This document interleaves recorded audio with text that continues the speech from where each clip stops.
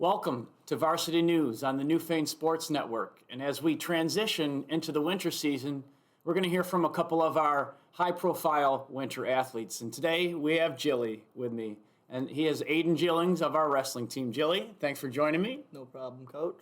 All right, before we get into wrestling, which is I know is your main thing, we had a really productive cross-country season, and you ended up with a patch when the dust settled. So, tell us a little bit about that. Yeah, man, running the cross country this year was a real good experience. Team had a little bit of a fall off. Everybody expected us to not do as well. The team graduated a lot of seniors last year, and the kids stuck together like glue this year. Dana, our captain, really got everybody motivated, and we just flourished from there. We placed third in the league. It was tough. Lost some matches that were winnable, and we show up at the section meet. Everybody's healthy again. Everybody runs their best time of the season. It was the perfect time to prevail. Awesome. You ended up with the red patch. It's a great red accomplishment. patch going on the jacket. Yeah. A lot of seniors graduated the year before, and a whole new group comes in. And young kids this year pushing the limits. Awesome. So now on to wrestling. When did you start? I was 6 years old, so this is my 10th season upcoming here as a sophomore. And my dad did it in high school. He kind of pushed me into the program, and I've loved it ever since. Awesome.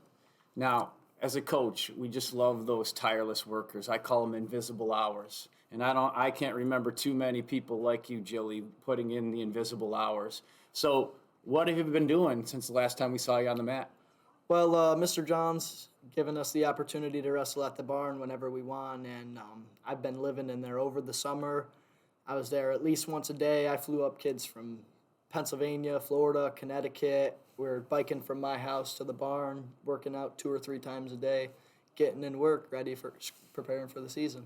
Having you in class, I know there's some days where you were taking off to some out-of-state tournaments where there's some pretty serious competition. Can you explain that?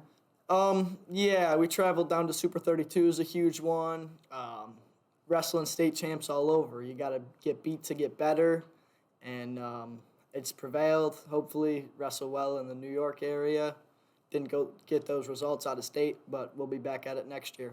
Getting stronger, getting better. Mm-hmm. Well, league champion at 132 last year. Yeah. Section 6 champion at 132. Are we running it back at 132? Plan on it. Certifications tonight. I'm on weight, ready to go. A little dehydrated, but I'll be there. Hydrate up a little bit before the weigh-in.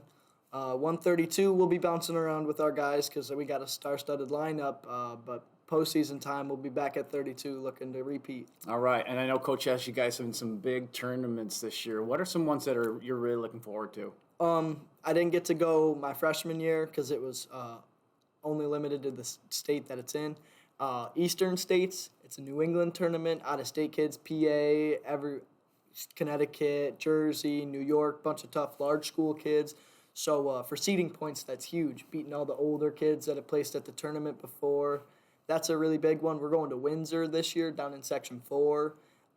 We used to go to the Ken Haynes one, but Windsor's become the biggest Christmas tournament for the Christmas break. So we're going there to get the best competition. We're sending all our So that's like the section who's who of qualifiers. wrestling Yeah. around here. Nice. Now, shout out to our friends at Western New York Athletics. They do a tremendous job of covering sections. Incredible. And Matt O'Rourke, he just covers everything. And if he wanted to come see you wrestle somebody at 132 or another wrestler right around your weight, who would he want to see? Well, there's those Niagara Falls kids, Crumpler and Junior, wrestled them throughout high school, wrestled them throughout youth. Real good kids, got their head in the right direction, and they're always banging in the room with each other. Those are some great matches that we could see at the Linda Canoodle tournament.